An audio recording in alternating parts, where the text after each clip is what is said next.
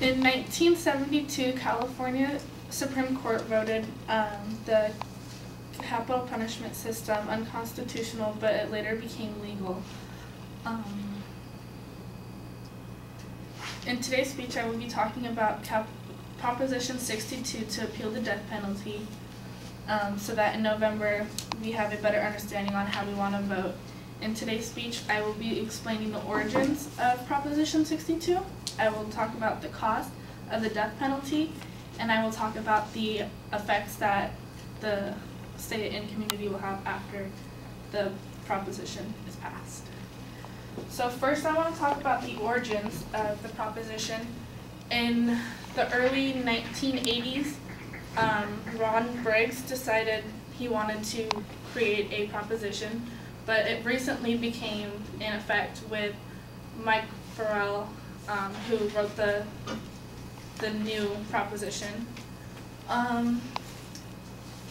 In some states, there are states where it's legal and illegal. There are 29 states that it is illegal to put somebody to have a capital punishment system.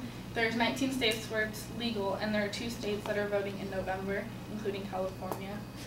Now that I've talked about the origins, I want to talk about the cost. It costs about 12 to 15 times more to end somebody's life on death row than it is to keep them alive. The cheapest case that the California state has had was $0.01 million for the case, because you have to consider the costal factors, because there's the attorneys for both sides, and then the judge, and paying for all of people like that go into effect. And then now that I've talked about the costal factors, I want to talk about the effects that will go into play.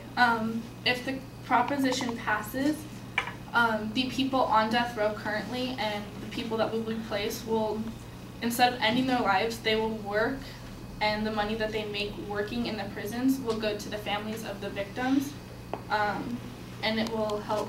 60% of the money they make will go to the families instead of ending their lives.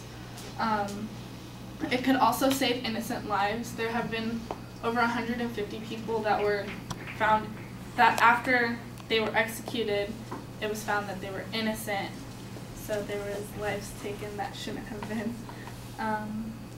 And there are, so in today's speech I talked about the origins of the proposition. I've talked about the costal factors of the proposition, and I explained some effects that would go into play if the proposition passes.